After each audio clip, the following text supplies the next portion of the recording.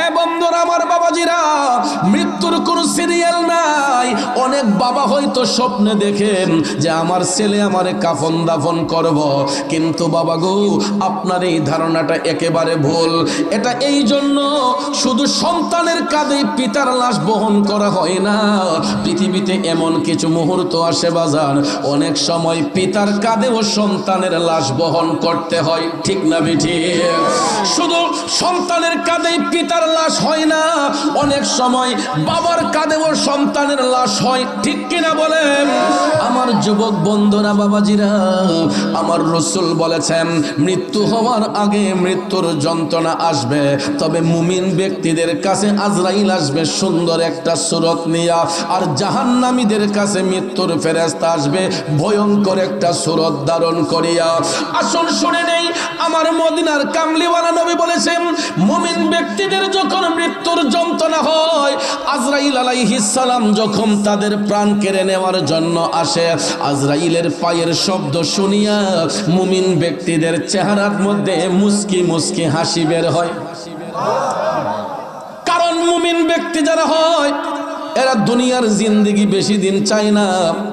আল্লাহওয়ালা ব্যক্তিরা দেখবেন তাহাজ্জুদের নামাজ পড়া তারা চোখের পানি চাইরা আমার আল্লাহরে ডাক দিয়া কয়, আল্লাহ দুনিয়ার জিন্দেগি যদি আমাদেরকে দাও তাইলে নেক হায়াত দান করো, আর যদি হায়াত না থাকে ঈমানের সহিত মরণ দান করো। কিসের সহিত? আমরা ঈমানি মরণ চাই কি চাই না? জোরে বলেন চাই কি চাই না? এই জন্য কবি বলেছেন ঈমানের পথে অবিচল থেকে আমার মরণ যেন হয়। খারাপ লাগে মাঝে মাঝে নবী ওলির শান বললে কষ্ট হবে, কারণ বাজান ভাত খাইলে ফল খাইলে পেটের ক্ষুধা নিবারণ হয়, আর আল্লাহ নবীর শান গাইলে আশিকদের রুহের ক্ষুধা নিবারণ হয়। আমাদের পেটের ক্ষুধারও প্রয়োজন, পেটের ক্ষুধা নিবারণের প্রয়োজন আছে, রুহের ক্ষুধা নিবারণ করারও প্রয়োজন আছে না নাই? এই জন্য মাঝে মাঝে একটু শান বলবো, ইমানটা তাজা হবে, কষ্ট হবে না তো। ইমানের পথে অবিচল থেকে আমার মরণ যেন হয়। এ শিয়ালদারিয়ার বাবাজিরা গভীর মনোযোগ মনোযোগ, আমার রাসূল বলেছেন মুমিন ব্যক্তিরা যখন মৃত্যুর বিছানায় শুইবে, এদের যখন মরণ যন্ত্রণা হবে, তখন আজরাইল আলাইহিস সালামের পায়ের শব্দ শোনার সাথে সাথে ওই মুমিন ব্যক্তিদের মুখ দিয়া মুস্কি মুস্কি হাসি বের হবে। কারণ ভাইয়ের আমার, বন্ধুরা আমার, আখিরাতের প্রথম ঘাটিটা হইল কবর। ওই কবরের মধ্যে 3টা প্রশ্নের মাধ্যমে ইন্টারভিউ নেওয়া হয়। কয়টা? এটা আমরা শুনতে শুনতে অভ্যস্ত, এই জন্য আর এই দিকে সময় নষ্ট করব না। আখিরাতের প্রথম ঘাটি কবরের মধ্যে 3টা প্রশ্নের মাধ্যমে ইন্টারভিউ নেওয়া হবে, আর ওই ইন্টারভিউতে যারা পাশ করবে এরা প্রত্যেকটা ঘাট পার হইয়া যাইব, আর এই ইন্টারভিউতে যারা ফেল করবে এরা জাহান্নামের মধ্যে নিক্ষিপ্ত হয়ে যাবে। তাইলে বলুন আমরা জান্নাত চাই না জাহান্নাম চাই? বন্ধুরা আমার, মুমিন ব্যক্তিরা তাদের চেহারার মধ্যে হাসি ফুটে, এরা এই জন্য মুস্কি মুস্কি হাসে, কারণ মুমিন ব্যক্তি যারা হয় এরা স্টুডেন্ট ভালো। স্টুডেন্ট ছাত্র যদি ভালো হয়, পরীক্ষার হলে তাদের কোনো টেনশন থাকে না। ছাত্র গাদা হইলে তার ভিতরে একটা টেনশন থাকে, কেমনে পাস করবো রে। কথা কোন ঠিক না? ঠিক। দুনিয়ার মধ্যে গাদা ছাত্র যারা হয়, ওই গাদা ছাত্রগুলা দেখবেন নকল কইরা পাস করার চিন্তা করে, কিন্তু কবর দেশ এমন একটা দেশ, ওই দেশের মধ্যে নকল কইরা পাস করার কোনো সুযোগ আসেনি। এই জন্য মুমিন ব্যক্তিরা স্টুডেন্ট ভালো, এই কারণে ওই মুমিন মুত্তাকি যারা হয় এরা তাহাজ্জুদের নামাজ পড়ে। কিসের নামাজ? আমরা তো যারা এখানে আসছি মোটামুটি সবাই তাহাজ্জুদের নামাজ প্রতিদিন পড়ি। হ্যাঁ এ বন্ধু, তাহাজ্জুদ পড়ব দূরের কথা, আমরা তো ভালো করে ওয়াক্তের নামাজগুলাই পড়ি না। আল হাক্কু মুররুন, সত্য কথা শুনতে তিতা লাগবে কিন্তু সত্যটাকে ভালোবাসবেন। আমার বাবাজিরা, আমি চ্যালেঞ্জ করে বলতে পারবো এখনো আমার মাহফিলে যেই শ্রোতারা আসছেন আপনাদের মধ্যে অর্ধেকেরও বেশি মানুষের আজকে এশারের নামাজ কাজা হয়েছে, মাগরিব কাজা হয়েছে, আসর কাজা হয়েছে, জোহর কাজা হয়েছে, ফজর কাজা হয়েছে। একদিন নয়, 2 দিন নয়, দিনের পর দিন, রাতের পর রাত, মাসের পর মাস চলে যায়, আমরা 5 ওয়াক্তের নামাজটাই ভালো করে পড়ি না। তাইলে চিন্তা করেন হাসরের ময়দানে আমার নবীর কোর্টে কি জবাব দেবেন? কারণ যেই নবী এখনো উম্মতি উম্মতি বলে কাঁদতেছে, ঠিক না বেঠিক? নবী কান্দেন মদিনায়, আজও উম্মতে মায়ায়, নবী কান্দেন মদিনায়, আজও উম্মতের মায়ায়। দুরুদ পড়ে সবাই নবীকে সালাম জানাই, কান্দেন নবী মদিনায়, আজও উম্মতের মায়ায়। ঠিক কিনা বলেন বন্ধু?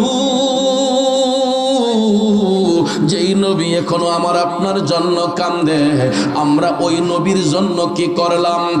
নবীজি মেরাজ শরীফের মধ্যে যাইয়া উম্মতের গুনার বোঝা হালকা করার জন্য নামাজ এবং রোজা নিয়ে আসছেন, কিন্তু উম্মতের কাছে কি এই কোনো চিন্তা ভাবনা আছে?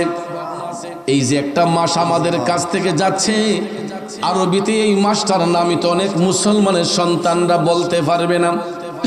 এ মুসলমানের সন্তানেরা, এই যে একটা মাস আমাদের নিকট আগমন করেছে, আরবিতে এই মাসটার নাম হচ্ছে মাহে শাবান। নাম কি? হাদিস শরীফে রাসূল বলেছেন শাবানু শাহরি ওয়া রমাদানু উম্মতিহি। রাসূল বলেছেন শাবান হলো আমি নবীর মাস, রমজান হলো আমার উম্মতের মাস। গভীর মনোযোগ। শাবান মাসকে নবী কেন নিজের মাস বললেন? এই শাবান মাসের মধ্যে এমন একটা রাত আছে বাজান, যেই রাতটাকে বলা হয়েছে লাইলাতুল মুবারাকা, বরকতের রাত, ভাগ্যের রাত, যেটাকে হাদিস শরীফের ভাষায় বলা হয়েছে লাইলাতুল বারাআত। সুবহানাল্লাহ কোন? ভাগ্যের রজনী। এখন আম্মাজান আয়েশা সিদ্দিকা রাদিয়াল্লাহু তাআলা আনহা আমার নবীর কাছে এই মোবারক রাত সম্পর্কে জানতে চাইলেন, নবী গো এই বরকতের রাতটা কোন রাত? তখন আমার রাসূল বলেছেন লাইলাতুম মুবারাকা মিন নিসফে শাবান, শাবান মাসের মধ্যবর্তী রাতটাই হলো ভাগ্যের রজনী, বরকতের রজনী, যেইটাকে ফার্সি ভাষায় বলা হয় শবে বরাত। কি বলা হয়? ওই রাতে আল্লাহ রাব্বুল আলামিন মহাগ্রন্থ আল কোরআন নাজিলের সিদ্ধান্ত নিয়েছেন। এই ভাগ্যের রজনীতে আল্লাহ রাব্বুল আলামিন বান্দার হায়াত নির্ধারণ করেন, রিজিক নির্ধারণ করেন, মউত নির্ধারণ করেন। মোট কথা প্রত্যেকটা গুরুত্বপূর্ণ কাজের দৃঢ় প্রতিজ্ঞা আমার আল্লাহ গ্রহণ করেন এই বরকতের রাতে, শবে বরাতের রাতে। এই জন্য উম্মতের গুনার বোঝা হালকা করার জন্য রাসূল বলেছেন শাবানু শাহরি, শাবান হলো আমি নবীর মাস, ওয়া রমাদানু উম্মতিহি, রমজান হলো আমার উম্মতের মাস। কেননা রমজান মাস এমন একটা অতুলনীয় মর্যাদার মাস, যেই মাসের মধ্যে একটা নফল ইবাদত করলে ফরজের সওয়াব, ফরজ ইবাদত করলে 70 গুণ বাড়ায়া সওয়াব। মারহাবা কইতেন না? কিন্তু আমরা পৃথিবীর শ্রেষ্ঠ জাতি, শ্রেষ্ঠ নবীর শ্রেষ্ঠ উম্মত, আমরা যে নবীর উম্মত মুসলমান, আমরা পৃথিবীর শ্রেষ্ঠ জাতি, আমাদের কাছে তো এই কোনো চিন্তা ভাবনাই নাই। এই যে রমজান শরীফ আসতেছে, এই যে শাবান মাস আসলো, এই যে গত মেরাজের চাঁদ গেল, বলেন তো কয়জন মুসলমান নিজের আমলটাকে শুদ্ধ করতে পেরেছে? আমরা তো কবরের কথা চিন্তাই করি না, আছি শুধু হিংসা নিন্দা, কারে মাইরা কে বড় হইব, কারে ঠকাইয়া কে বড় হইব, কারে ওজনে কম দেওয়া যায়, কার কাছ থেকে কয় টাকা লাভ করা যায়। আমরা আছি শুধু একজন আরেকজনের মনের মধ্যে আঘাত দেই, আমরা আছি শুধু একজন আরেকজনকে কষ্ট দেই। কিন্তু কবি বলেছেন মন ভাঙ্গে না মসজিদই ভাঙ্গে, ভাঙ্গে আমার আল্লাহর ঘর, ভাঙ্গে আমার আল্লাহর ঘর, মন মন্দিরে আল্লাহর বাড়ি, ব্যথা দিস না তার ভিতর। কথা বলেন ঠিক না বেঠিক? আমাদের দেশে এই রকম আঘাত দেওয়ার না পিলার আসেনি? আমি দেখছি বাজান অনেক জায়গার মধ্যে, বাজারের মধ্যে দুধ বিক্রি হয়। কি বিক্রি হয়? আমরা দেশ ইটা নাই দেখছি বাজারও দুধ বেছেনি। তো একজনে ভদ্রলোক নামাজির মানুষ ফজরের নামাজ পড়তে পড়তে কপালো কালো দাগও পড়ছে। এরপরে ফজরের নামাজ পড়া গায়ের বান্ধবী যখন টান দিছে ওখন চাচাই দেখছে দুধ কান একটু গণ হইছে। গণ দিক কই কেউ তো দেখছে না, টাস করে আদাসের পানি মিশাইলিছে। আসেনি এমন ফিলার? এরপরে হজির রুমালটা মাথা দিয়া বালতিলা লইয়া বাজারও যায় না, রাস্তা দিয়া সুবহানাল্লাহ আলহামদুলিল্লাহ। আসেনি মিয়া? মানুষ তো দেখলে মনে করে আসমানের ফেরেশতারা যাইতেছে। তোলা দেখলাম কাম একটা কইরা লিছে। কথা বলেন, বাজারের মধ্যে মাঝে মধ্যে মিটার আইনা চেক করা হয়। আমাদের দেশে এই সিস্টেমটা কম। আমি ব্রাহ্মণবাড়িয়া জেলার মধ্যে অনেক জায়গায় অনেক বাজারে দেখেছি সকালবেলার বাজারে অনেক সময় মিটার নিয়ে অনেকরা হাজির হয়। যদি নাইপা দেখে দুধের মধ্যে পানি মিশানো, ওই দুধটা মাথায় ঢাইলা দেয়। বাজার আমার বন্ধুরা আমার, কারণ উনি তো এই কাজটা করছে, তাকে মাথায় ঢাইলা দেওয়ার মতো কাজ তিনি করছে। কারণ দুধ হলো আল্লাহর নিয়ামত, ইডার মাঝে পানি মিশাইয়া করছে কিয়ামত। মাত্র 40 টাকা 50 টাকা লাভের জন্য আরেকজনের দিলের মধ্যে আঘাত দেওয়া হইল। ওই ভদ্রলোক তো পকেটের টাকা দিয়া দুধ কিনতে আসছে, ঠিক কিনা কম? উনি তো মাগনা কিনতে আসে নাই। বাজারের মধ্যে ক্রেতা যায় বিক্রেতার কাছ থেকে পণ্যগুলা ভালো দেইকা কেনার জন্য। কিন্তু আমি যদি দুধের মধ্যে পানি মিশাইয়া দেই তাইলে এটা কি ভালো হইল না খারাপ হইল? তাইলে এই যে মানুষের দিলের মধ্যে আঘাত দিছে, ওই লোক যদি নামাজ পড়তে পড়তে কপালে কালো দাগ পড়ে যায়, আপনারা বলুন ওই নামাজ দ্বারা কি আল্লাহ তার উপর সন্তুষ্ট হবে? কারণ নামাজ কাজা হইলে, রোজা কাজা হইলে আমার আল্লাহর কাছে তওবা করলে আল্লাহ ক্ষমা দেয়। কিন্তু বান্দা যদি বান্দার মনে কষ্ট দেয়, ওই বান্দা যতক্ষণ ক্ষমা না দিব আমার আল্লাহও তারে ক্ষমা দিবে। এ শেলদারিয়ার বাবাজিরা, মুমিন ব্যক্তি যারা হয় এরা কোনো মানুষের সঙ্গে প্রতারণা করে না, এরা কোনো মানুষকে ধোঁকা দেয় না। মুমিন ব্যক্তিরা দেখবেন খুব সাধারণ জীবন যাপন করে। এই জন্য রাসূল বলেছেন এদের কাছে যখন মৃত্যুর ফেরেশতা আসবে তখন আজরাইলের পায়ের শব্দ শুনিয়া ওই সমস্ত মুমিন ব্যক্তিদের মুখ দিয়া মুস্কি মুস্কি হাসি বের হবে। বন্ধু, আমার মদিনার কামলিওয়ালা নবী, মায়ের নবী, দয়ার নবী বলেছেন ওই মুমিন ব্যক্তিদের জান কবজের সময় তাদের কাছে এতটুকু কষ্ট হবে, একটা পিঁপড়া কামড় দিলে যেই রকম ব্যথা হয়। কি কামড় দিলে? পিপিলিকা কামড় দিলে যেই রকম ব্যথা হয়, ঠিক এই পরিমাণ ব্যথা মুমিনরা অনুভব করবে, এর চাইতে বেশি কষ্ট হবে না। আমার রাসূল বলেছেন তখন ইন্তেকালের পরে ওই মুমিন ব্যক্তির চেহারাটা নূরান্বিত হয়ে যাবে, তার চেহারার মধ্যে মুস্কি হাসি ফুটবে। দেখবেন আমরা কিছু কিছু মানুষ মারা যাবার পরে, ভালো মানুষগুলা মারা যাবার পরে যখন লাশ দেখতে যাই, বেটারা কালা হইলেও দেখবেন মাঝে মধ্যে কিছু কিছু লাশ দেখলে চেহারাটা নূরান্বিত হইয়া যায়, উজ্জ্বল হইয়া যায়, চেহারার মধ্যে একটা মুস্কি হাসি ফুটে, ঠিক না? আমরা জানাজার মাঠ বলেন, রাস্তাঘাটে হাইটা কই না বা বেটালা যেমন বালা আছিল, মরণ যেমন সুন্দর হইছে, ময়ূরও যেমন আইসা রইছিল। কইনি যদি আমি আপনি মুখে মুখে বলি, এটা আমার আপনার মুখের কথা না, এটা হাদিস শরীফে আমার নবী কামলিওয়ালা বলেছেন মুমিন ব্যক্তিদের ইন্তেকালের পরে তাদের চেহারাটা উজ্জ্বল হয়ে যাবে এবং এদের চেহারার মধ্যে মুস্কি মুস্কি হাসি ফুটবে। এটা কেন আমার রাসূল বলেছেন? কারণ আখিরাতের প্রথম ঘাঁটি হইব কবর। দুনিয়াতে কেউ যদি নবীজির নাও দেখে, কবরের প্রথম ঘাটে যাইয়াই আমার নবীর দেখা পাওয়া যাবে। তিনটা প্রশ্নের মধ্যে একটা প্রশ্ন হবে আমার নবীরে নিয়া। কারে নিয়া? ওমান হাজার রজুল বুইসা ফিকুম, নবীজিরে দেখাইয়া বলা হবে ওনার সম্পর্কে তোমাদের ধারণা কি, চিনতে পারো? মুমিন ব্যক্তিরা তখন হাসি মুখে বলে দিবে হাজা মুহাম্মদুর রাসূলুল্লাহ সাল্লাল্লাহু আলাইহি ওয়াসাল্লাম। জোরে জোরে কন্যা সুবহানাল্লাহ।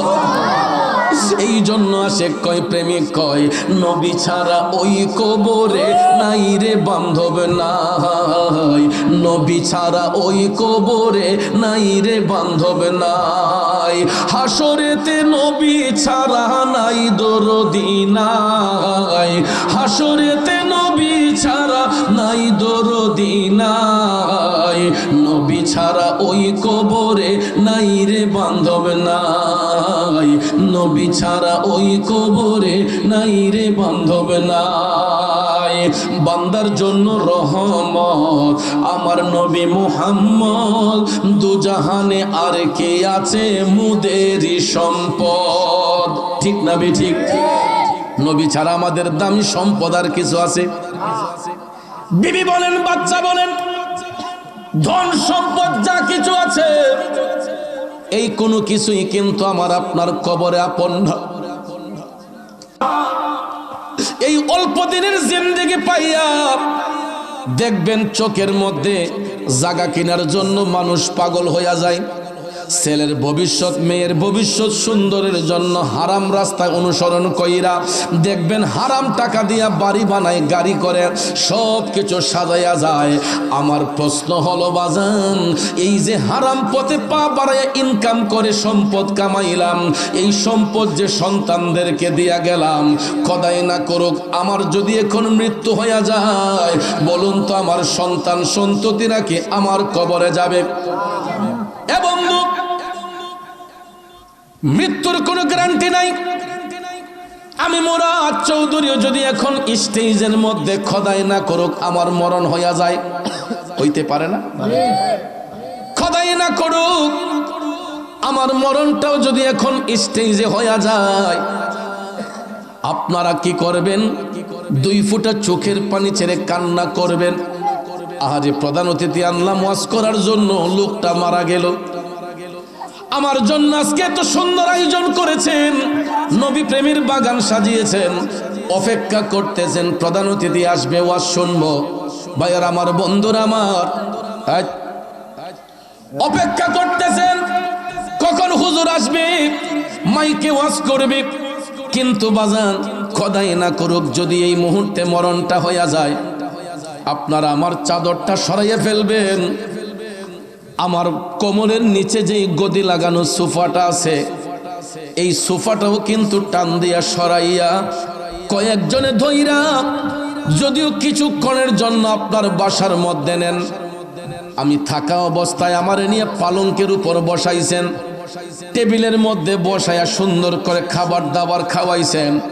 কিন্তু যদি আমি ডেড বডি হইয়া যাই, আমার এই নিতর দেহটা আপনার ঘরে যদি কিছু সময়ের জন্য নেন, বারান্দার মধ্যে কম্বলবিহীন, লেপবিহীন, তোষকবিহীন, বালিশবিহীন আমার নিতর দেহটা হয়তো একটা পাতলা চাদর নাইলে আমার গায়ের এই চাদরটা দিয়া ঢাইকা রাইখা আমার বাসায় টেলিফোন দিবেন যে মুরাদ চৌধুরীর লাশটা ইসা রিসিভ কইরা নিয়ে যান।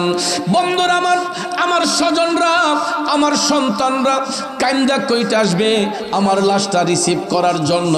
আমি যে বাড়িতে এত সুন্দর ঘর বানাইলাম, রুমে রুমে বক্স পালং দিলাম, এত সুন্দর ডেকোরেশন করলাম, আমার অর্জিত সম্পদ দিয়া যে ঘরটা বানাইলাম, এরপরও বাজান আমার নিতর দেহটা যখন বাড়িতে নেওয়া হইব রে, আর কিন্তু আমার বেডরুমের ভিতরে নেওয়া হবে না। আমার এই দেহটাকে আর জাজিমের উপরে রাখা হবে না। এমন আমার মতো বহু শিল্পপতি, আমার চাইতে বড় বড় শিল্পপতি এই দেশের মধ্যে আছে।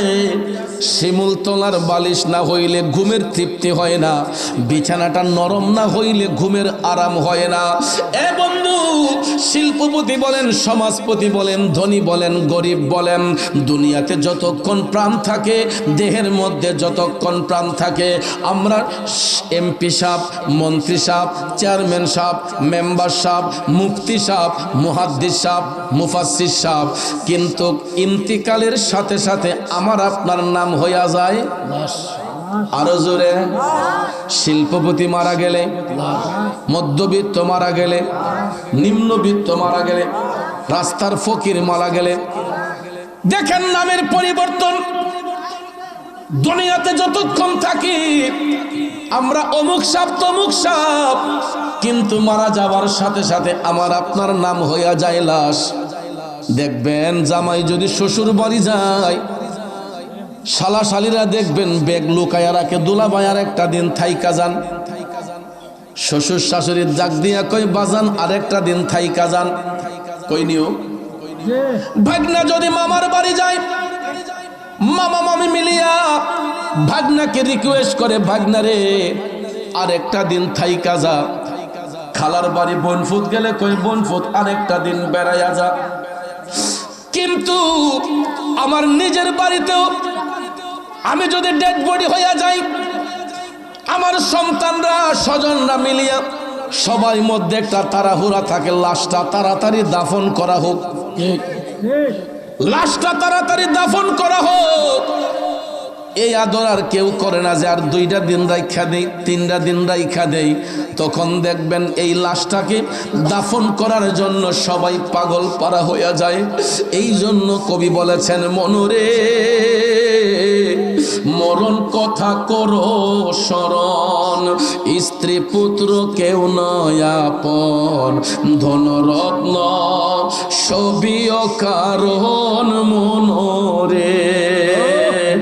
ওরে তুই মরিলে সঙ্গের সাথী হইবে না একজন সেকেন্ড, কইরে পাগল মন একবার ভাবলে না রে তোর হইব রে মরণ। কি হবে গাড়ি দিয়া, কি হবে বাড়ি দিয়া, কি হবে সন্তান সন্ততি দিয়া, যদি সন্তানগুলা নেক সন্তান না হয়, আমি মারা যাবার পরে এরা সম্পদ নিয়ে টানাটানি করবে, ভাগাভাগি করবে। ঠিক কিনা বলেন? বন্ধু আপনারা দেখেন দুনিয়ার জমিনে কত রং বেরঙ্গের কাপড় পইরা আমরা চলাফেরা করি।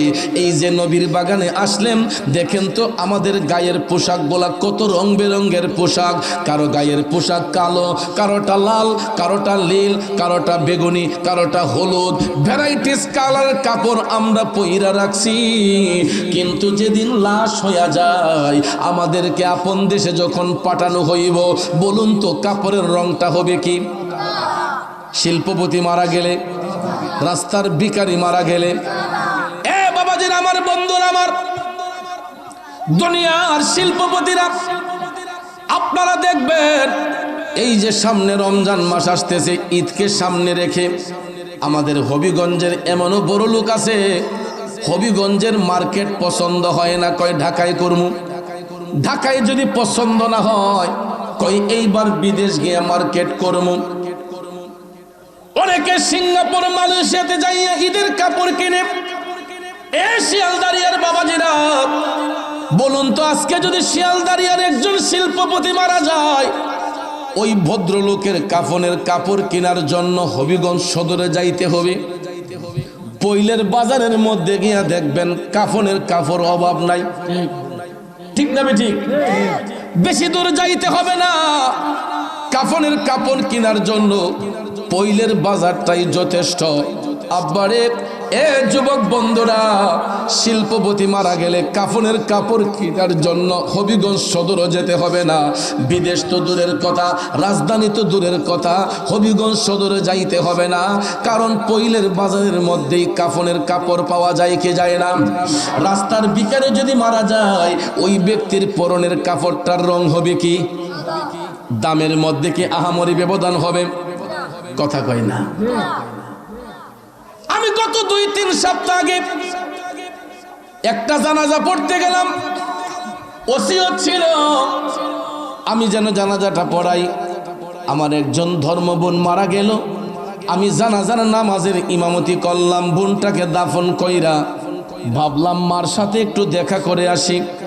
আমি যখন ঘরে গেলাম, ওই ঘরের মা আমারে জড়াইয়া দইরা কান্দে, কই বাবা আমার মেয়েটারে 2 থেকে 2.5 কোটি টাকা আমার মেয়ের পিছনে খরচ করলাম, বাংলাদেশের কোন হসপিটাল বাদ রাখছি না রে পুত।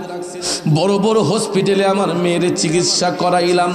টান দিয়া কয় বাবা একটু ঘরে আসো, স্টিলের আলমারিটা খুইলাম।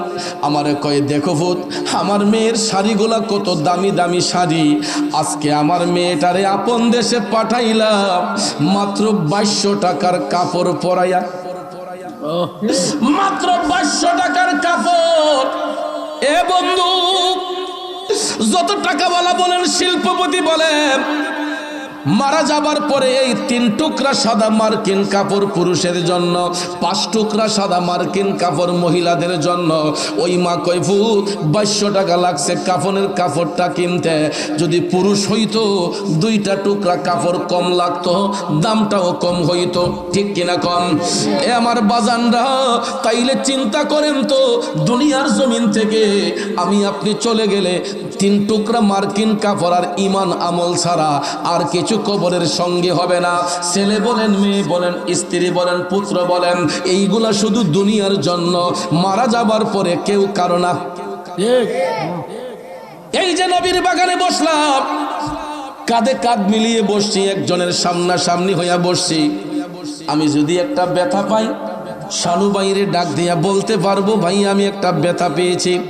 শানু ভাই যদি ব্যথা পায়, আমারে বলতে পারবে, মুরাদ ভাই আমি একটা ব্যথা পাইছি। কারণ আমরা একজনের কাছে আর একজনের সুখ দুঃখ শেয়ার করতে পারি।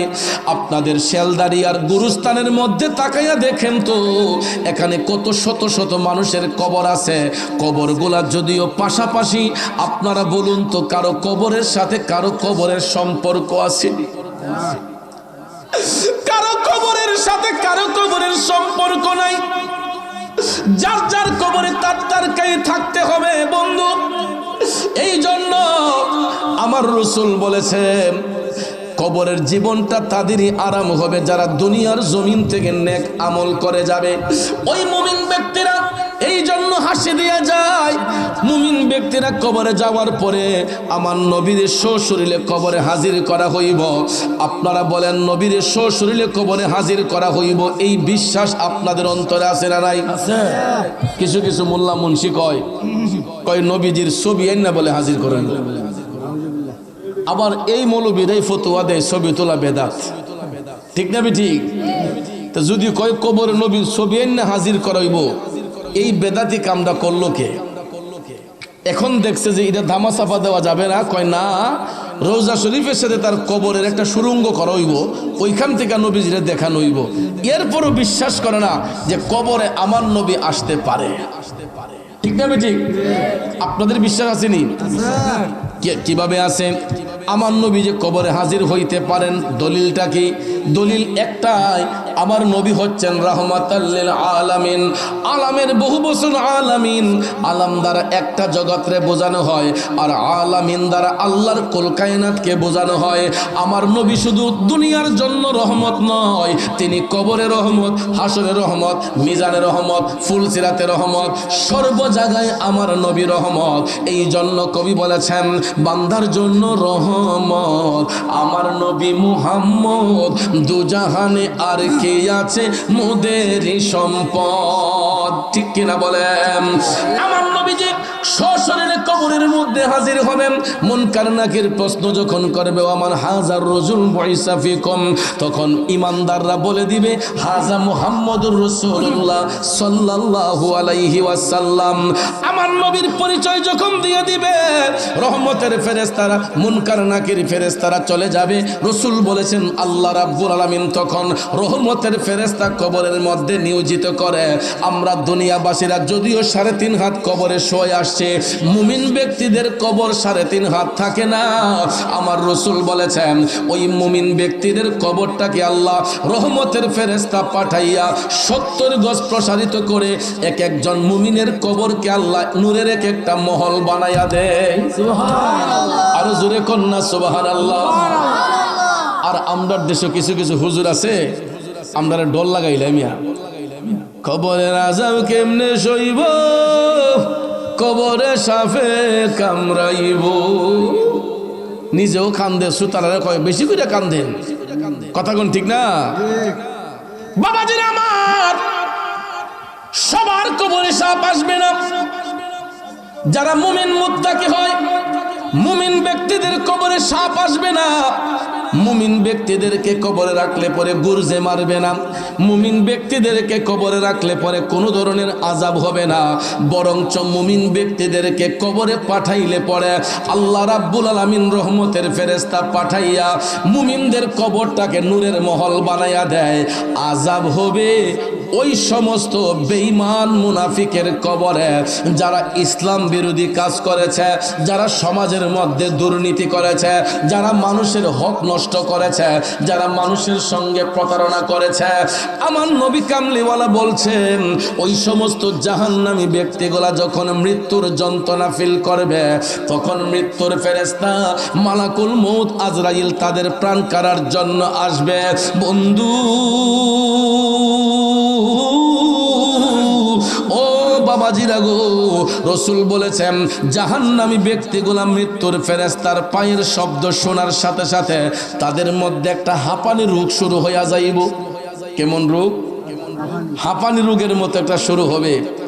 দেখবেন কোনো মানুষ যদি মৃত্যুর যন্ত্রণা ফিল করে, অনেক সময় দেখবেন অনেক মানুষ জোরে জোরে শ্বাস নেয় আর সারে, ঠিক না বাজান?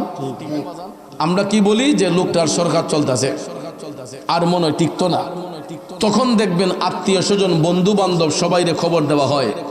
ছেলে যদি বাড়ির বাহিরে থাকে, মেয়ে যদি স্বামীর বাড়ি থাকে, এর টেলিফোন দিয়া কয় যে তোর বাপরে দেখবার হইলে তাড়াতাড়ি আয়, আর নাইলে সময় খুব সন্নিকট, তোর বাপের সরকার চলতেছে।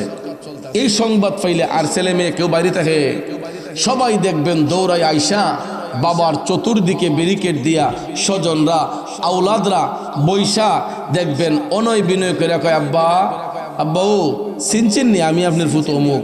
মেয়েটা কান্দে কান্দে কয় আব্বা আমি আইসি গো আব্বা, আমি তোমার জি অমুক।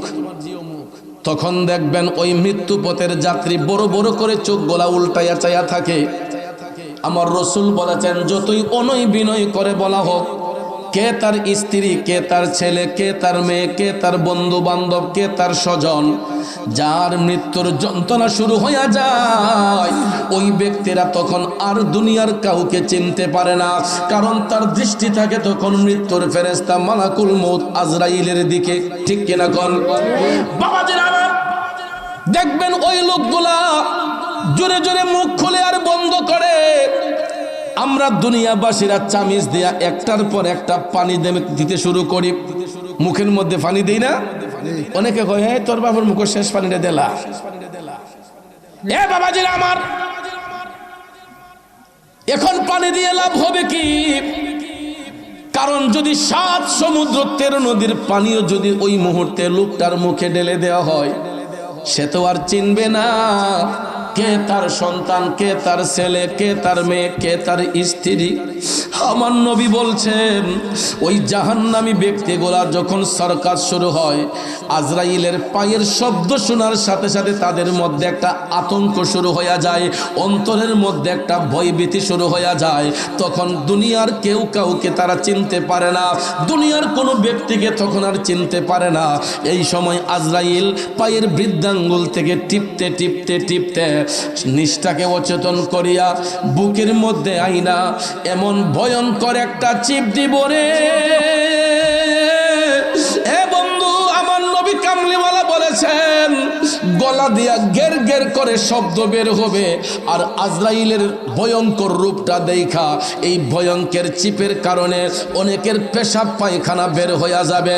যদি আমার কথা বিশ্বাস না হয়, মানুষ মারা যাবার পরে যারা লাশ দৌত করে ওই সমস্ত ভদ্রলোকদেরকে জিজ্ঞেস করে দেখবেন, কিছু কিছু মানুষের ইন্তেকালের পরে লাশ যখন দৌত করা হয়, এদের পায়খানার রাস্তা দিয়ে ময়লা পাওয়া যায়, লুঙ্গির মধ্যে পেশাবের দুর্গন্ধ পাওয়া যায়। ঠিক না ঠিক? যারা লাশ দৌত করে তাদেরকে জিজ্ঞেস করবেন, কিছু কিছু মানুষের ইন্তেকালের পরে লাশ দেওয়ার সময় তাদের ময়লার রাস্তায় ময়লা পাওয়া যায়, পেশাবের দুর্গন্ধ লঙ্ঘিতে পাওয়া যায়। আমার রসুল বলেন যদি লোকটা বেবিচারী হয়, দুনিয়ার মধ্যে জুলুমকারী হয়, জাহান্নামী হয়, আজরাইল ভয়ঙ্কর রূপ ধারণ করিয়া এমন একটা চিপ মারব রে বন্ধু, চোখটা বন্ধ করার টাইম পর্যন্ত পাবে না। রসুল বলেছেন তখন এদের চোখগুলা উল্টায়া যাবে, চেহারাটা বিদ্রুপের মতো হইয়া যাবে। জাহান্নামী ব্যক্তিগুলার ইন্তেকালের পরে এদের লাশটা ভয়ঙ্কর রূপ ধারণ করবে। আপনারা লক্ষ্য করে দেখবেন কিছু কিছু মানুষ দুনিয়াতে যারা জুলুম নির্যাতন করে, এরা মারা যাবার পরে দেখবেন তাদের চেহারাটা বিকৃত হইয়া যায়। লাশ দেখতে গেলে ভয় লাগে। রাস্তা দিয়ে হাইটটা মানুষের মুখ কি আর বাইন্দা রহন যায়? রাস্তা দিয়ে হাইটটা মানুষে কয় বাপরে যেমন জ্বালিয়ে গেছে তার মরণ এমন হইছে, চেহারাটা ভয়ঙ্কর হয়ে গেছি। কথা কন, যদি আমরা মুখে মুখে বলি এটা আমার আপনার মুখের কথা না বাজান। আমার রসুল বলেছেন জাহান্নামী ব্যক্তিরা মারা যাবার পরে এদের চেহারাটা কুৎসিত হয়ে যাবে, চেহারার মধ্যে একটা ভয়ঙ্কর রূপ চলে আসবে। কেন আসবে? কারণ এইগুলা তো ছাত্র ভালো না, ছাত্র ভালো না। কারণ এরা আখিরাতের ঘাটে প্রথম ঘাট কবরে গিয়া উত্তর কি লিখবে? দুনিয়াতে আল্লাহরে চিনছে না, ইসলাম চিনছে না, নবীরে চিনছে না, তাইলে কবরে গিয়া কেমনে চিনবো? কারণ ওইখানে তো নকল করে পাশ করার সুযোগ নাই। কথা কোন ঠিক কিনা? আমার নবীরে কবরের সশরীরে হাজির করা হইব।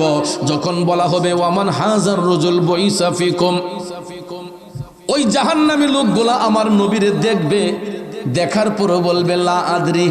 কি বলবে? লা আদরি, আমরা জানি না, চিনি না। রসুলকে দেখাইয়া সশরীরে নবীরে হাজির করা জাহান্নামীদেরকে প্রশ্ন করা হবে ওমান হাজার রজুল বইসা ফিকুম, বলবে লা আদরি, আমি তো চিনি না। নবীকে যখন চিনবে না তখন মুনকার নাকির ফেরেশতা চলে যায়। আমার রসুল বলেন আল্লাহ তাআলা তাদের কবরের মধ্যে আরেক দল আযাবের ফেরেশতা পাঠান। নাউজুবিল্লাহ কন্না, কোন ফেরেশতা পাঠান? আযাবের ফেরেশতা কবরের মধ্যে পাঠান। এ শিয়ালদারিয়ার বাবাজিরা, ওই ফেরেশতারা আইসা ওই জাহান্নামী লোকটার কবরের দুই পাশের মাটিগুলারে চাপাইতে শুরু করে।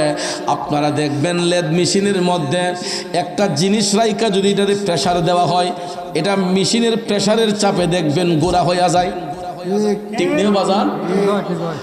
ঠিক তদ্রূপভাবে রসুল বলেছেন জাহান্নামী লোকগুলাকে কবরে রাখার পরে দুই পাশের মাটি যখন আস্তে আস্তে চাপবে, চাইপা যখন তাদের বডির মধ্যে চাপ দিবে, এমন ভয়ঙ্কর একটা চাপ দুই পাশের মাটি দিবে, ডান পাজরের হাড় গোলা বাম পাজরে যাবে, ডান পাজরের হাড় গোলা বাম পাজরে যাবে। আমার মদিনার কামলিওয়ালা নবী বলেছেন মুরগের হাড্ডির মধ্যে কামড় দিলে যেই রকম মরমর করে ভেঙ্গে যায়, জাহান্নামী লোকগুলাকে কবরে রাখার পরে দুই পাশের মাটির চাপে তাদের দেহের হাড় গোলা মরমর কইরা ভেঙ্গে যাবে। চিল্লায়া বলেন না নাউজুবিল্লাহ। এই জন্য কবি লিখছেন কবরের আযাব কত কঠিন সইতে আমি পারিব না, মৃত্যু যন্ত্রণা কত কঠিন সইতে আমি পারিব না। ওগো দয়াময় হে রহিম, চাই শুধু তোমার করুণা, কবরের আযাব কত কঠিন সইতে আমি পারিব না। খারাপ লাগতেছে আমার বাবাজিরা, বন্ধু জাহান্নামী লোকগুলারে কবরে রাখার পরে দুই পাশের মাটি চাপ দিবে, এদের হাড় গোলা মরমর করে ভেঙ্গে যাবে, আর তাদের কবরটা তখন ঘোর অন্ধকার হইয়া যাইব। এদেরকে জাহান্নামের মধ্যে পাঠানো হয়ে যাবে। জাহান্নামটা আমার রসুল নিজ চোখ মুবারকে দেখছেন গো, জাহান্নামটা খুবই অন্ধকার আর জান্নাতটা হচ্ছে আলোকময়। সুবহানাল্লাহ কোন বাজান, এই যে নবী প্রেমের বাগান সাজানো হয়েছে, যদি বাতি না থাকতো এখানে কি আমরা বইতে পারতাম? এ জায়গায় বসতে পারতাম? কারণ এই প্যান্ডেলটার সৌন্দর্য বৃদ্ধি হয়েছে বাতির কারণে। ঠিক না ঠিক? বাতি না হলে এটা অন্ধকার থাকতো। ঠিক তদ্রুপ ভাবে ভাইয়ার আমার, গোটা পৃথিবীটা অন্ধকার ছিল, আমার রসুলকে আল্লাহ এই পৃথিবীতে পাঠাইয়া এই জগতের মধ্যে আল্লাহ নূরের আলো জ্বালাইছে। আবার ওই নূরের আলোয় আলোকিত তারাই হয় যার অন্তরে ইশকে মোস্তফার প্রেম থাকে, হুব্বে মোস্তফার প্রেম থাকে, যারা ঈমান আকীদাকে মজবুত করে ওই ব্যক্তিগুলা জান্নাতে প্রবেশ করে। আর যাদের ঈমান আকীদা বরবাদ হইয়া যায়, বেঈমান মুনাফিক হইয়া যায়, এরা জাহান্নামে নিক্ষিপ্ত হইয়া যায়। তাহলে বলুন, আমরা জান্নাত চাই না জাহান্নাম চাই? জান্নাত কামনা করি বিদায় আমরা নবীর গোলামি করি। ওই গোলামির মাধ্যমে নবীর সাহাবাগণ আমার নবীর গোলামি কইরা হযরতে আবু বকর সিদ্দিক, হযরতে ওমর এখনো তারা নবীর পাশে শুয়ে আরাম করতেছেন। আপনারা বলেন তো, সাহাবায়ে কেরামের সম্পদের কোনো কমতি ছিল? হযরতে ওমর রাদিয়াল্লাহু তাআলা আনহু, হযরতে আবু বকর সিদ্দিক রাদিয়াল্লাহু তাআলা আনহু ধনাঢ্য ব্যক্তিদের মধ্যে তারাও ছিলেন বিশেষ দুইজন ব্যক্তি যাদের অর্থ সম্পদের কোনো অভাব ছিল না। কিন্তু তারা যখন ইসলামের সুশীতল ছায়ায় আসলেন, আমার নবীর পক্ষে যখন আসলেন, তাদের অর্জিত সম্পদ যা কিছু ছিল সব নিয়ে বাইতুল মালে জমা করে দিয়েছেন। সুবহানাল্লাহ কন্যা, সব কিছু বাইতুল মালে জমা করে দিলেন। ইয়া রাসূলুল্লাহ, নবী গো, আমার বলতে আমার আর কিছু নাই নবী গো, আমার যা কিছু ছিল সব কিছু আপনার চরণে বিসর্জন দিলাম। ওরে যাহার দনে হইলাম দনি, যাহার মানে হইলাম মানি, যাহার গুণে হইলাম গুণী, প্রাণে বিশ্বাস রয়া আমার, মুর্শিদ আমার রং মহলে আগ ধুয়ারে পাহারাদার, তাই তো আমি শুইয়া থাকি সংবাদ লই না দুনিয়ার। আবু বকর সিদ্দিক হযরত ওমর কয়, নবী গো, যেহেতু আপনি নবীর কদমে কুরবান হয়ে গেছে, আমাদের বলতে তো আমাদের আর কিছু নাই, আমাদের জান মাল অর্থ সম্পদ সব কিছু আপনার কদমে কুরবান করলাম। আমার নবী কামলিওয়ালা বলেন, না উমর না, ও আবু বকর, এটা হইতে পারে না। ইসলাম বৈরাগ্যতা পছন্দ করে না, তুমি অবশ্যই ব্যবসা করবা, ব্যবসা আমার নবীর সুন্নত। সুবহানাল্লাহ কোন। তবে রাসূল বলেছেন, তোমরা ব্যবসার মধ্যে কখনো হারাম মিশ্রিত করো না। ব্যবসা কি হালাল, কিন্তু রাসূল বলেছেন হালালকে তোমরা হারামে পরিণত কইরো না। আবু বকর সিদ্দিক রাদিয়াল্লাহু তাআলা আনহু তিনি অনেক বড় মাপের ব্যবসায়ী ছিলেন, কিন্তু ভাইয়ের আমার, তারা সব সময় হালাল পন্থায় তারা ইনকাম করতেন, কোনো সময় জোর জবরদস্তি করতেন না। বাস্তবতা হলো, এই যে আগামীতে রমজান মাস আসতেছে, দেখবেন রমজানের আগের দিন মানুষ ফরজ রোজা রাখবে, ওই দিন দেখবেন অন্য দিন বাজারে যদি জিনিস সস্তা থাকে, রমজান মাসকে সামনে রেখে অনেকে পণ্যের দাম বাড়াইয়া ফেলে। কথা কন না কেন? আমি কি মিছা কথা বলছি বাবাজি? মাহে রমজান এটা এমন একটা বরকতের মাস, যেই মাসে রিজিকের বরাদ্দ আল্লাহ রাব্বুল আলামিন নিজে করে দেন। কথা কোন ঠিক না ঠিক? কিন্তু আমরা কিছু কিছু এই সমাজে গরিব মেহনতি মানুষ আছে, যাদের পক্ষে 1 কেজি গরুর গোশত কিনা সম্ভব হয় না, 1 কেজি খাসির গোশত কিনা সম্ভব হয় না, এমনিতেই হয় না। কারণ বর্তমানেও গরুর গোশত 1 কেজি কিনতে হলে 800 টাকা 750 টাকা গুনতে হয়। ঠিক না ঠিক? 1 কেজি মাছ কিনতে গেলে কমপক্ষে নিচের মধ্যে 150 থেকে 200 টাকা লাগে ভালো একটা মাছ কিনতে হলে। সাধারণ তেলাপিয়া ফাঙ্গাস মাছের কেজি তো মনে হয় 200-200-র উপরে হয়। কথা কোন ঠিক না ঠিক? তাহলে বাজান চিন্তা করেন, রমজান মাস আসলে এই জিনিসগুলোর দাম আরো বেড়ে যায়। তাইলে এই যে মেহনতি মানুষগুলা, গরিব মানুষগুলা, যারা খেটে খাওয়া মানুষ, এদেরকে কষ্টের বোঝা বাড়ে না কমে? রমজান কি আমাদেরকে এই শিক্ষা দেয়? সাহাবায়ে কেরাম হালাল ভাবে ইনকাম করতেন। বাবাজির আমার, যারা সবর এবং ধৈর্যের মধ্যে থাকে, আমার আল্লাহ রাব্বুল আলামিন তাদেরকে পুরস্কৃত করে। এত বড় একজন ধনাঢ্য ব্যবসায়ী, এত বড় একজন সাহাবী, আমার নবীর গোলাম হযরত আবু বকর সিদ্দিক। বন্ধু, প্রতিদিন তো শরীরের কন্ডিশন ভালো থাকে না, মাঝে মধ্যে আমাদের সর্দি কাশি হয় কি হয় না? তখন কি করি, যে রে আজকে আমার শরীরটা ভালো না, ওতে ফুতেরে কই যে তুই গিয়ে ব্যবসাটা দেখিস, আর নাইলে একদিন ব্যবসা বন্ধ রাখি, কারণ শরীর সুস্থতার নিয়ামত আগে। কথা কোন ঠিক না ঠিক? তো আবু বকর সিদ্দিক রাদিয়াল্লাহু তাআলা আনহু ইসলামের সুশীতল ছায়ায় আসার পরে তারা ব্যবসা করতেন। হঠাৎ একদিন তারা দুইজনই অসুস্থ। কি হইলেন? দুইজনই অসুস্থ হয়ে গেলেন। অসুস্থ যখন হইলেন, এখন তারা তো প্রতিদিন ব্যবসা করে যেই টাকা পাইতেন, এই টাকা দিয়ে খাইয়া আবার পরের দিন চিন্তা করতেন। তারা আমাদের মতো রিজার্ভ করতেন না, রিজার্ভ ফান্ডে রাখতেন না, তারা দিনের চিন্তা দিন করতেন। আমাদের দেশে এই মানুষগুলা এখনো অনেক জায়গায় আছে, হয়তো আমাদের এলাকায় পাড়া মহল্লায় নাই, কিন্তু এখনো খেটে খাওয়া মানুষ বহুত আছে, দিনে আনে দিনে খায়, আছে না? তো একদিন আবু বকর সিদ্দিক, হযরত উমর, তারা দুইজনের শরীর অসুস্থ, কাজ করতে পারেন না। আপনারা যদি রাস্তা ওয়াজ করে লাইনতে আমার আর কেড়ে কষ্ট করে আনছেন, তা আপনারা স্টেজে ওয়াজ করেন,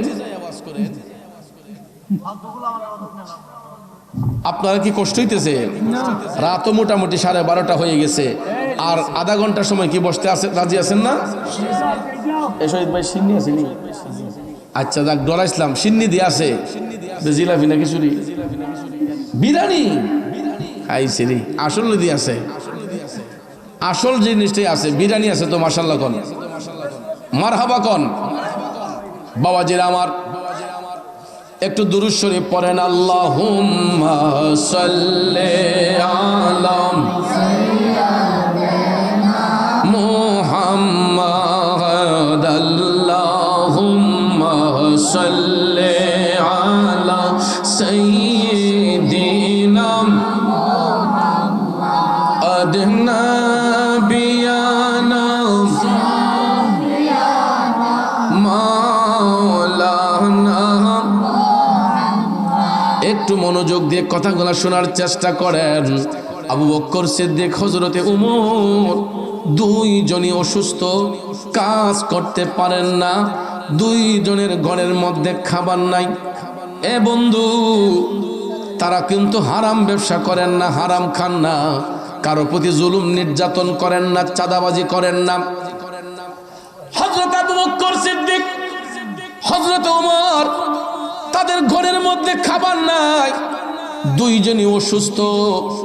এমন একদিন নয়, 2 দিন ধরে ঘরের মধ্যে কোনো খাবার নাই, পেটের ক্ষুধায় দুইজনে তাদের পেটের মধ্যে 2টা পাথর বেঁধে রাখছেন। আবু বকর সিদ্দিকের পেটে একটা পাথর, হযরতে উমর রাদিয়াল্লাহু তাআলা আনহুর পেটের মধ্যে একটা পাথর। পেটের ক্ষুধায় দুইজনই কাতর, পাথর বেঁধে রাখলেন পেটের মধ্যে। আপনারা বলেন, উম্মতের মনের খবর আমার নবী জানে কি জানে না? উম্মত যে খাইছে না, আমার নবীর কাছে এই সংবাদ আছে না নাই? এ বন্ধু, হযরতে উমর, হযরতে আবু বকর 2 দিন উপবাস, পেটের মধ্যে কোনো খাবার নাই। বন্ধুরে, 2 দিন পরে তারা আর যখন ক্ষুধার তৃষ্ণা নিবারণ করতে পারেন না, ক্ষুধার জানায় তারা দুইজন হাইটা হাইটা চলে গেলেন, হাইটা হাইটা চলে গেলেন আমার নবীজির দরবারে। সুবহানাল্লাহ কম। দয়াল নবী, আপনার দরবারে আমরা গোলাম হাজির হইয়াছি। দয়াল নবী, আপনার দরবারে আমরা গোলাম হাজির হইয়াছি। বন্ধু, হযরতে আবু বকর নবীজির হুজরা শরীফের কাছে যাইয়া সালাম দিলেন। আসসালাতু ওয়াসসালামু আলাইকা ইয়া রাসূলুল্লাহ। সালাম পাইয়া আমার নবীজি সালামের জবাব দিলেন। হঠাৎ করে রাসূল দেখতেছেন উম্মতের চোখের পানিগুলা টপ টপ করে পড়তেছে। আমার রাসূল বললেন, আবু বকর, উমর, তোমরা কান্দো কেন? তারা দুইজন ডাক দিয়া কয়, নবী গো, ইয়া রাসূলুল্লাহ, আমরা আজকে দুইজনই অসুস্থ, 2 দিন যাবত নবী গো কাজকর্ম করতে পারি না, 2 দিন ধরে আমাদের ঘরের মধ্যে কোনো খাবার নাই। ইয়া রাসূলুল্লাহ, পেটের ক্ষুধায় আমরা দুইজন পেটের মধ্যে পাথর বেঁধে রেখেছি। ও আল্লাহ! আমার নবী টপ টপ করে চোখের পানি ছেড়ে কাঁদেন, ডাক দিয়ে বলেন, আবু বকর, উমর, তোমরা ভাবলা কেমনে এই 2টা দিন আমি রাসূল খাবার খেয়েছি? উম্মত রে, তোমরা যেমন খাও নাই, আমি নবী আজকে 2 দিন ধরে খাই নাই। তোমরা তো তোমাদের পেটের মধ্যে দুইটা পাথর বেঁধে রাখছো, আর আমি রসুল একাই দেখো আমার পেটের মধ্যে দুইটা পাথর বেঁধে রেখেছি। হে আবু বকর, উমর, তোমরা যেমন খাও নাই, তোমাদেরকে ছাড়া আমি নবীও কেমনে খাই। এই জন্য আজকে 2 দিন ধরে আমি নবীও কোনো খাবার খাই নাই। এখন আপনারা বলেন, আমার নবীর কাছে খাবারের কোনো কমতি আছে? না। নবীর কাছে খাবারের কমতি আছে? কারণ আল্লাহ তো সমস্ত ভান্ডার আমার নবীর কাছে দান কইরা রাখছে। রসুল বন্টনকারী, আল্লাহ দেনেওয়ালা, রসুল বন্টনওয়ালা। এই জন্য আমার নবীর কাছে কোনো কমতি নাই। কিন্তু ভাইয়েরা আমার, এই একটা ইমানি পরীক্ষার মাধ্যমে আমার নবীজির একটা জ্বলন্ত মুজিজা মুবারক প্রকাশ হয়েছে। তারা যখন আলোচনা করতেছে, হঠাৎ করে একজন সাহাবী আয়েশা কয়, নবী গো, ইয়া রাসূলুল্লাহ, আমি একটু আগে আপনাদের সমস্ত আলোচনাগুলা শুনে ফেলছি। আমি একটু আগে এসেছিলাম, আমি আড়াল থেকে নবী গো আপনাদের সমস্ত আলোচনা শুনে ফেলছে। ইয়া রাসূলুল্লাহ, বিয়াদবি ক্ষমা করবেন। নবী গো, আমার জান মাল আপনার কদমে কুরবান। ওগো নবী, আমি একটু আগে দেখেছি আপনার উম্মত মিকদাদ সাহাবীর বাড়ির মধ্যে একটা ঘরের ভিতরে, রুমের ভিতরে অনেকগুলা খেজুর স্তূপ করে রাখছে। নবী গো, তার ঘরের মধ্যে খাবারের কোনো কমতি নাই। ভাইয়ের আমার, বন্ধুর আমার, কারণ আরব দেশের প্রধান খাদ্য হলো খেজুর। আমরা দেশের প্রধান খাদ্য ভাত, ঠিক না? আর আরব দেশে প্রধান খাবার হচ্ছে খেজুর। এখনো তারা খেজুরকেই তারা প্রায়োরিটি বেশি দেয়। আর খেজুর এটা এমন একটি বরকতময় ফল, পৃথিবীর সব ফলের মধ্যে পচন আছে, কিন্তু একটা ফল পচলেও গন্ধ হয় না, দুর্গন্ধ হয় না। এই ফলটার নাম হলো খেজুর। সুবহানাল্লাহ কোন। মনোযোগ ভাইয়েরা আমার, বেশি সময় কষ্ট দেব না। মিকদাদ সাহাবীর কথা যখন বলা হইল, আমার মদিনার কামলিওয়ালা নবী আবু বকর সিদ্দিক হযরত উমরকে বললেন, চলো আমরা এখন সবাই মিকদাদের বাড়ির মধ্যে যাইব। দয়াল নবীজি আবু বকর সিদ্দিক হযরত উমর রাদিয়াল্লাহু তাআলা আনহুকে নিয়ে হাইটা হাইটা আমার নবীজি মিকদাদ সাহাবীর বাড়ির মধ্যে যাইলেন। যায়া রাসূল ডাক দিলেন, মিকদাদ। ডাকটা শোনার সঙ্গে সঙ্গে লাব্বাইক ইয়া রাসূলুল্লাহ বলে সাহাবী ঘর থেকে বের হয়ে আসলেন। নবী গো, আমি দাওয়াত করো আপনারে আনতে পারি নাই, আজকে কেমনে আপনি আমি গোলামের ঘরে হাজির হইয়া গেলেন? আমার রাসূল বলেছেন, মিকদাদ, আমি শুনেছি তোমার ঘরের মধ্যে নাকি খেজুর স্তূপ করে রেখেছ। আমরা আজকে 2 দিন যাবত কোনো খাবার খাই নাই। মিকদাদ রে, শুনেছি তোমার ঘরের মধ্যে খাবারের কোনো অভাব নাই। এ মিকদাদ, এখান থেকে কিছু খাবার আমাদেরকে খেতে দাও। যেই নবী খাবার বন্টন করে, ওই নবী উম্মতের কাছে যাইয়া বলতেছে, মিকদাদ, তোমার ঘর থেকে কিছু খেজুর আমাদেরকে খেতে দাও। এই কথাটা বলার সাথে সাথে মিকদাদ সাহাবী টপ টপ করে চোখের পানি ছাইরা কান্না শুরু করে দিলেন। তিনি ডাক দিয়া বলতেছেন, নবী গো, ইয়া রাসূলুল্লাহ, আপনি নবী গো আমার কাছে খেজুর খাওয়ার আবদার করেছেন, কিন্তু নবী গো আমার ঘরের মধ্যে যে খেজুর ছিল, আমার ঘরের মধ্যে যে খেজুর ছিল, ইয়া রাসূলুল্লাহ, আমি একটু আগে এই এলাকার গরিব দুঃখী মানুষের কাছে, এতিম অনাথদের কাছে সবগুলা খেজুর বন্টন করে দিছি।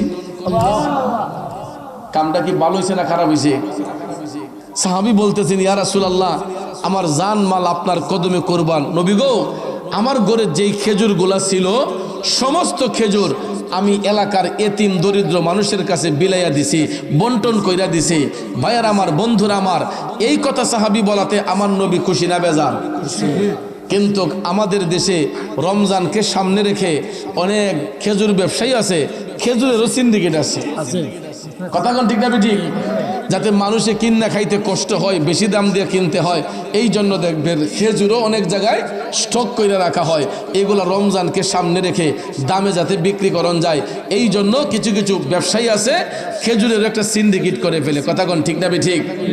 কিন্তু ভাইয়ার আমার, দেখেন সাহাবী বলতেছেন, নবী গো আমার ঘরের মধ্যে যেই খেজুরগুলা ছিল, আমি এলাকার গরিব দুঃখী মেহনতি মানুষের কাছে সবগুলা বন্টন করে দিয়েছি। আমার নবী তখন মুস্কি মুস্কি হাসতেছেন। ভাইয়ার আমার, বন্ধুরা আমার, তখন রাসূল বললেন, মিকদাদ তোমার বাড়ির আশেপাশে খেজুরের কোনো বাগান আছে? তখন তিনি বলতেছি, ইয়া রাসূলুল্লাহ, আমার বাড়ির আশেপাশে তো কোনো খেজুরের বাগান নাই। রাসূল বলেন, একটাও নাই? তখন সাহাবী বললেন, নবী গো, একটা খেজুর গাছ আছে, কিন্তু ওই খেজুর গাছ থেকে কোনোদিন ফল আসে না। এই গাছ মরে গেছে। গা কি হয়েছে? ইয়া রাসূলুল্লাহ, এই গাছটা মরে গেছে, এটার থেকে কোনোদিন খেজুর আসে না। আমার রাসূল বলেন, এ মিকদাদ, তুমি আমার গায়ের চাদরটা নাও।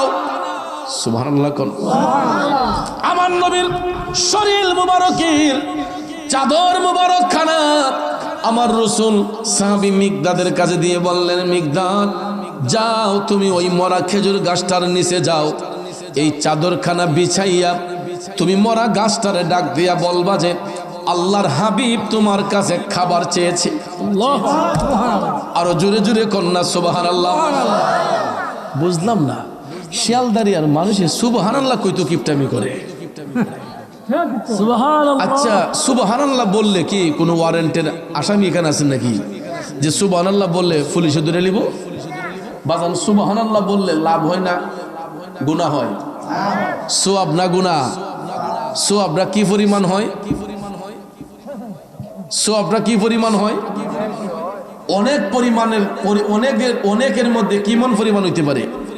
আমার রাসূল বলেছেন, যদি কোনো ব্যক্তি ইখলাসের নিয়তে, খালিস নিয়তে চোখটাকে মওলা পাকের দিকে রজ্জু করে একবার যদি কোনো ব্যক্তি সুবহানাল্লাহ বলে, তার দৃষ্টি যতটুক দূরে যায়, এই পরিমাণ গুনাহ যদি বান্দার আমলে থাকে, রাসূল বলেছেন আমার আল্লাহ এই পরিমাণ গুনাহ ওই বান্দার আমল থেকে ঝরাইয়া দেয় একবার সুবহানাল্লাহ বলার কারণে। এরপরও জবানটা খুলছে না। ও বন্ধুরা আমার, বাবাজিরা, গভীর মনোযোগ, মনোযোগ। লম্বা চড়া কথা বলবো না। আমি যেই কথাটা বলতে চেয়েছিলাম বাজান, আমার রাসূল বলেছেন এই মরা খেজুর গাছটার নিচে চাদরখানা বিছাইয়া দাও। ও মিকদাদ, গাছটাকে ডেকে বলবা আল্লাহর হাবিব তোমার কাছে খেজুরের আবদার করেছে। সাহাবী অবাক হয়ে গেলেন। এখন রাসূল আদেশ করেছেন, নবীর আদেশ মানা দরকার আছে না নাই? সাহাবী সত্যি সত্যি আমার নবীর চাদর মুবারকখানা নিয়া গাছের নিচে যাইয়া চাদরখানা বিছাইয়া এই মরা খেজুর গাছটাকে ডাকলেন, ও খেজুর গাছ, মদিনার কামলিওয়ালা নবী তোমার কাছে খাবারের আবদার করেছে। আমার নবীর শান ও মান কত ঊর্ধ্বে, আল্লাহ তাআলা কেমন ইজ্জত বন্ধুকে দিয়েছেন। যেই গাছের মধ্যে কোনোদিন খেজুর আসে না, যেই গাছ থেকে কোনোদিন কেউ ফল আশা করে না, আমার নবীর মুজিজা দেখেন। নবীজি বলার সঙ্গে সঙ্গে ওই মরা খেজুর গাছটার গোড়াটা তাজা হইয়া গাছটা সোজা হইয়া গেছে, পাতাগুলা সবুজ হইয়া গেছে। কিছুক্ষণের মধ্যে দেখা যায় এই মরা খেজুর গাছের মধ্যে ফুল এসেছে, ফুলের মধ্য থেকে দেখা যায় ছোট্ট ছোট্ট খেজুর। কিছুক্ষণের মধ্যে খেজুরগুলা বড় হইয়া গেছে। আবার একটু পরেই দেখা যায় মিকদাদ সাহাবী দাঁড়ানো অবস্থায় খেজুর ধইরা খেজুর পাইকা টপ টপ করে একটা একটা খেজুর চাদরের মধ্যে পড়তেছে।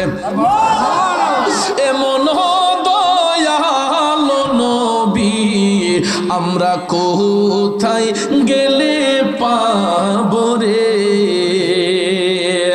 এ শিয়ালদারিয়ার বাবাজিরা, বন্ধুরা, কাছ থেকে একটা একটা খেজুর টপ টপ করে পড়তেছে। মিকদাদ সাহাবী তো অবাক হয়ে গেলেন। যেই গাছ থেকে কোনোদিন ফল আশা করি নাই, যেই গাছ থেকে কোনোদিন ফলের আশা চিন্তাও করি নাই, আমার নবীজির বরকতে, নবীজির মুজিজা মুবারকের বরকতে মুহূর্তের মধ্যে গাছ সোজা হইয়া সবুজ পাতা দিয়া খেজুর দইরা পাইকা টপ টপ করে একটা একটা খেজুর চাদরের মধ্যে পড়তেছে। পড়তে পড়তে পড়তে পড়তে দেখা যায় পুরাটা চাদর ভরপুর হইয়া গেছে। মিকদাদ সাহাবী দেখলেন পুরাটা চাদর খেজুরে ভরপুর হইয়া গেছে। তখন তিনি চারপাশ দিয়া এটা জমাইয়া, চাদরের চারপাশ জমাইয়া, এখন তিনি এই খেজুর নিয়ে হাইটা আসতে কষ্ট হচ্ছে। এমন পরিমাণ খেজুর তিনি সংগ্রহ করছেন যেই গাছ থেকে কোনোদিন আশা করেন নাই নবীজির বরকতে। এখন ইডা লইয়া আইটা ওনার জন্য খুব কষ্ট হইতেছে। কোন সুরত আইনা নবীজির সামনে হাজির করছেন। আমার নবী বললেন, কি ব্যাপার? সাহাবী ডাক দিয়া কই নবী গো, ইয়া রাসূলুল্লাহ, আপনার শানমান কতই ঊর্ধ্বে নবী গো, আমার জান মাল আপনার কদমে কোরবানি ইয়া রাসূলুল্লাহ। আমি আপনার কথা মোতাবেক আমি চাদরটা যখন গাছের নিচে বিছাইয়া দিয়েছি নবী গো, আমি যখন ওই গাছটাকে আপনি নবীর বার্তা দিয়েছে, আপনার কথা শোনার সঙ্গে সঙ্গে মুহূর্তের মধ্যে গাছটা সোজা হইয়া পাতাগুলা সবুজ হইয়া খেজুর ধইরা খেজুর পাইকা টপ টপ করে পড়তেছে। ইয়া রাসূলুল্লাহ, খেজুর পড়তে আছে, কিন্তু আমি চাদরটা জমাইয়া আনতে আমার কষ্ট হয়েছে। আমার নবী বলছেন, উম্মত রে, তুমি যদি চাদরটা না জমাইতা তাইলে কিয়ামত পর্যন্ত 12 মাস ওই গাছ থেকে খেজুর পড়তেই থাকতো। আল্লাহু আকবার। ইয়া রাসূলুল্লাহ, সুন্নাত ওয়াল জামাত, সুন্নি মহাসম্মেলন। এই জন্য আশেক কয়, প্রেমিক কয়, পলকে জীবন দিয়ে দেব যদি নবী তুমি চাও, কলিজা টুকরা করে দেব যদি নবী তুমি চাও। ও গোয়ারে যে জানাই এই অধমে একবার দেখা দাও, হাবিবি ইয়া রাসূলুল্লাহ, হাবিবি ইয়া হাবিবাল্লাহ, হাবিবি ইয়া রাসূলুল্লাহ, হাবিবি ইয়া হাবিবাল্লাহ। কষ্ট হচ্ছে আমার বাবাজিরা, বন্ধু। আমার নবী কামলিওয়ালা তখন ডাক দিয়া বললেন, আবু বকর, ওমর, এখান থেকে তোমরা এখন খেজুর পান করো, খেজুর ভক্ষণ করো। আমার নবী কামলিওয়ালা সহ উপস্থিত সাহাবারা সবাই যখন খেজুর খাইতে লাগলেন, খাওয়ার পরে যেই খেজুরগুলো অবশিষ্ট রয়েছে আমার রাসূল বলেছেন, এইগুলা গরিব মিসকিনের মধ্যে বন্টন করে দাও। সুবহানাল্লাহ, কোন গরিব মিসকিনের মধ্যে বন্টন করে দাও। তখন ভাইয়ার আমার, এই এলাকার গরিব মিসকিন যারা ছিল সমস্ত খেজুর তাদের মধ্যে বন্টন করে দেয়া হয়েছে। বাবাজিরা আমার, বন্ধুরা আমার, কিন্তু দেখবেন আমাদের সমাজের মধ্যে কিছু কিছু বিত্তবান ব্যক্তি আছে, তারা যখন ত্রাণ সামগ্রী দেয় কয়েকটা ছবি তোলার জন্য, ঠিক না ঠিক? এইগুলা কখনো করা নিষেধ, এগুলা করা যাবে না, কারণ এটার দ্বারাতে একটা মানুষের দিলে আঘাত হয়, গরিব মানুষগুলার মন ছোট হইয়া যায়। কারণ আজকে উনি গরিব হতে পারে, কালকে ওই ব্যক্তি বাদশাও হইতে পারে। কারণ আল্লাহ রাব্বুল আলামিন বলেছেন, মালিকাল মুলকি তুতিল মুলকা মান তাশা ওয়া তানজিউল মুলকা মিম্মান তাশা। আল্লাহ কয়, ওগো হাবিব, আপনি জগৎবাসীরে জানাইয়া দেন, আমি ইচ্ছে করলে কাউকে বাদশা বানাইতে পারি, ইচ্ছে করলে আমি কাউরে ফকিরও বানাইতে পারি। রাজ্য দেওয়ার মালিক কে? আল্লাহ। রাজ্য কাইরা নেওয়ার মালিক কে? এই জন্য কবি বলে, তুমি রাখো কি বামার এই দয়া কর, থাকিতে যেন তোমায় না বলে। তুমি রাখো কি বামার এই দয়া করো, থাকিতে যেন তোমায় না বলে।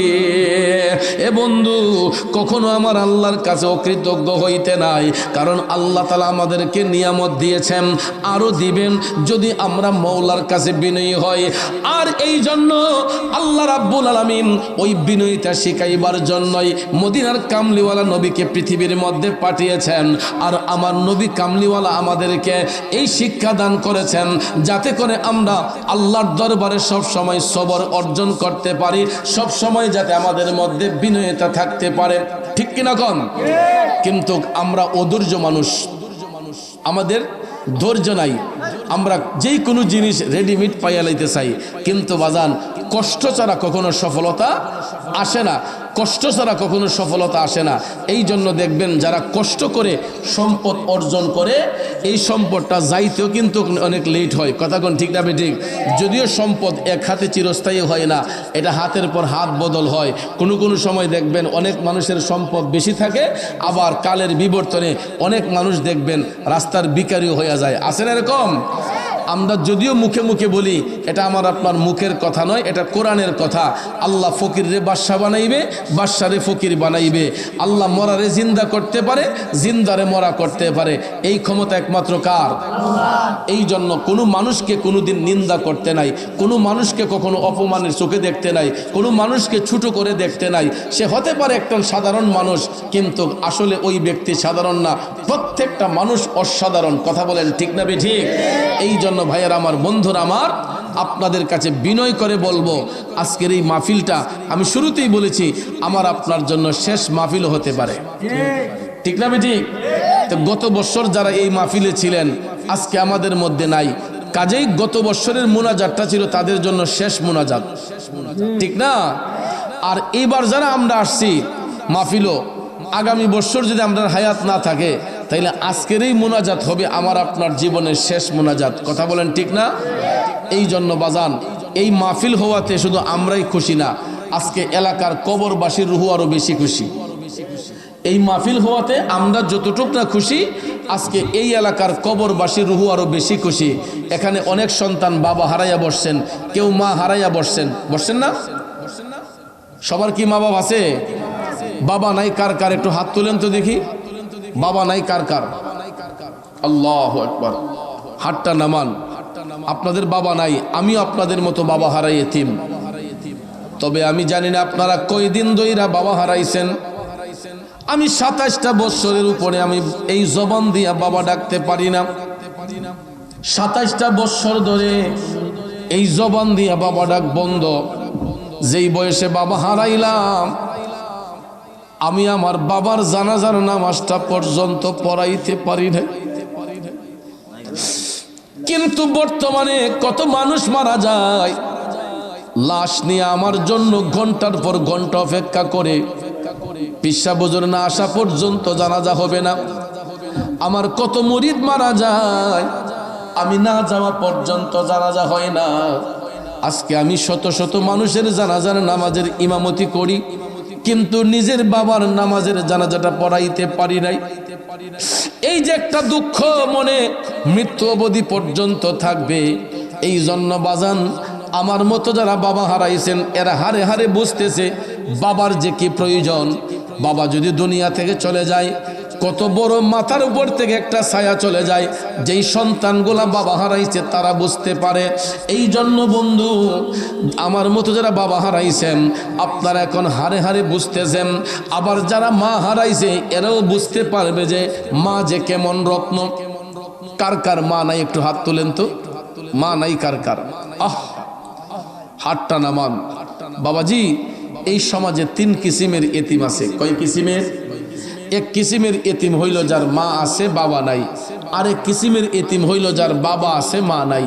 আর আরেক কিসিমের এতিম হইল যার ঘরে মাও নাই বাপও নাই। এরা হইল সর্বহারা এতিম। এই এতিমগুলো তো এখানে আছেন, আছেন না? হাত তুলে দেখান কার কার মাও নাই বাপও নাই? মাও নাই বাবাও নাই কার কার? হাতটা নামাইয়া দেন। আপনাদের অন্তরে যে কি কষ্টের অনুল জ্বলতেছে একমাত্র আপনারাই বুঝতে পারেন। এ যুবক, বাবাকে তোমরা জানিও কাবা, মদিনা জানিও মাকে, বাঁচিয়া যদি গো থাকে। ও তোমরা করিও ভাই বন্ধুগণ মাতা পিতার খেদমত, করিও নবীর উম্মত, করিও নবীর উম্মত। বাজান রে, পায়ে হাত ধইরা বলবো, কোনোদিন ওই মা বাবারে কষ্ট দিবা না। আজকে যারা মা হারাইছে বাবা হারাইছেন, আপনাদের মা বাবা রুহ কিন্তু আপনাদের দিকে তাকাই আছে। কখন সন্তানগুলা বলবে ওয়াকুর রাব্বির হামহুমা কামা রব্বায়ানি সগীরা, এই শব্দটা শোনার জন্য কবরবাসীরা অপেক্ষা করতেছে। এই জন্য আপনাদের পায়ে হাত ধরে বলে যাই, শুনেন, মানুষ মারা যাবার পরে সব আমলের দরজা বন্ধ হয়ে যায়। 3টা আমলের দরজা ব্যতীত। এরই মধ্যে সর্বপ্রথমটাই হলো সদকায়ে জারিয়া। যারা আল্লাহর পথে দান করে। কোন কোন খাতে দান? কিন্তু 2 প্রকার, একটা সাধারণ দান আর একটা সদকায়ে জারিয়া। সদকায়ে জারিয়া হইল মসজিদ, মাদ্রাসা, এতিমখানা, কবরস্থান, মাহফিল, কোনো সেবামূলক কাজ, কোনো এতিম অনাথদেরকে মুক্ত হস্তে মনের খুশিতে সদকায়ে জারিয়া স্বরূপ যারা আল্লাহর পথে খরচ করে, নূরের নবী যাহার নাই যে তুলনা, নূরে ঝলমল ঝলমল করে সোনার মদিনা। মাশাআল্লাহ, আল্লাহ আল্লাহ আল্লাহ আল্লাহ আল্লাহ আল্লাহ আল্লাহ আল্লাহ।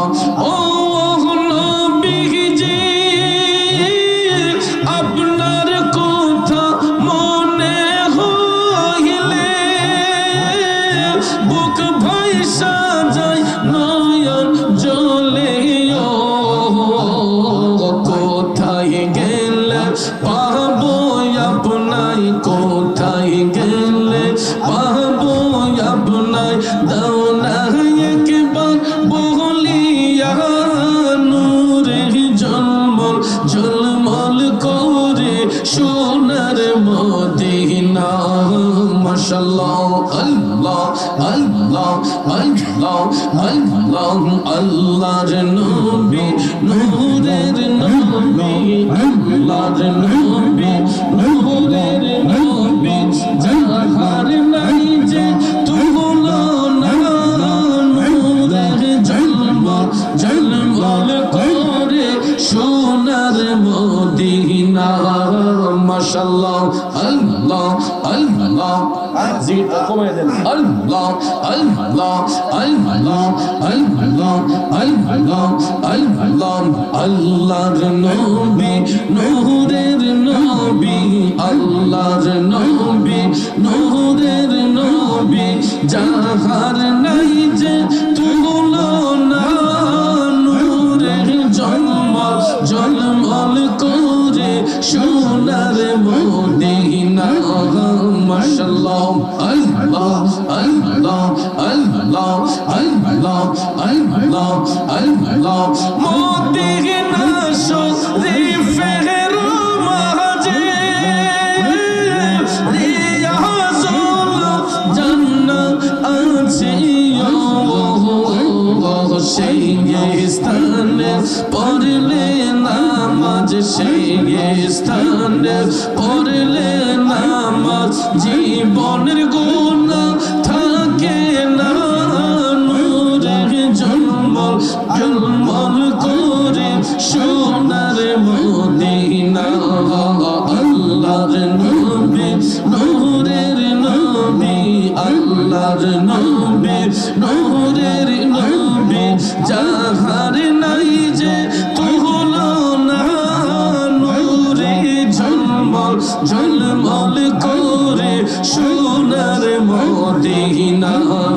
মাশাআল্লাহ, আল্লাহ আল্লাহ আল্লাহ আল্লাহ আল্লাহ আল্লাহ আল্লাহ আল্লাহ আল্লাহ আল্লাহ।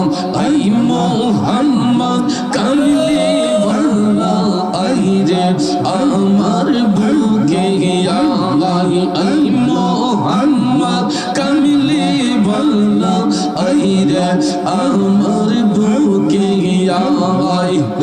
ডাকে যে তোর পাগলেরা শান্তি দে মোর কলি যায়, আই মুহাম্মদ কামলি ওয়ালা আইরে আমার বুকে আই। আল্লাহ আল্লাহ আল্লাহ আল্লাহ।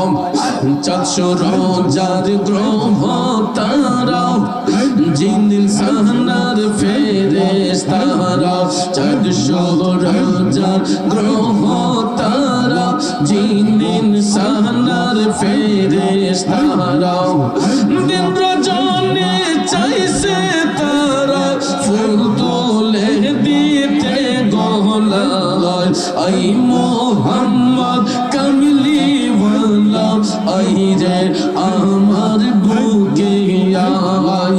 আল্লাহ আল্লাহ আল্লাহ আল্লাহ আল্লাহ আল্লাহ আল্লাহ ফকির দরবেশ বাদশাহ ওলি দুলিতে সেই ফুলের কোলে কাঁদে লইয়া ভিকার ঝুলি দয়াল রে কাঁদে লইয়া ভিকার ঝুলি বাস করে গাছের তোলা আই মোহাম্মদ কামলি ভালা আই রে আমার বুকে গিয়া ভাই আল্লাহ আল্লাহ আল্লাহ আল্লাহ মুর্শিদ নামে এত মধু মুর্শিদ নামে এত মধু খাইলে মধু ফুরায় না আমার মন হইয়াছে দিওয়ানা মাশাআল্লাহ আল্লাহ আল্লাহ আল্লাহ মুর্শিদ নামে এত যে মধু আমারে কইরাছে জাদু নিদান কালা মুর্শিদ বিনে নিদান কালা মুর্শিদ বিনে অন্য কিছু চাহি না আমার মন হইয়াছে দেওয়ানা মাশাআল্লাহ আল্লাহ আল্লাহ আল্লাহ আল্লাহ আল্লাহ আল্লাহ আল্লাহ আল্লাহ আমি মরলে তুমি দেখা যাইও ও প্রাণের মুর্শিদ গো আমি মরলে তুমি দেখা যাইও মাশাআল্লাহ গোলাপের জল না ছিটাইয়া রে তোমার পায়ের ধুলি দিয়া ও প্রাণের মুর্শিদ গো আমি মরলে তুমি দেখা যাইও মাশাআল্লাহ আল্লাহ আল্লাহ আল্লাহ আল্লাহ আল্লাহ আল্লাহ আল্লাহ লা ইলাহা ইল্লাল্লাহ মুহাম্মাদুর রাসূলুল্লাহ সাল্লাল্লাহু আলাইহি ওয়াসাল্লাম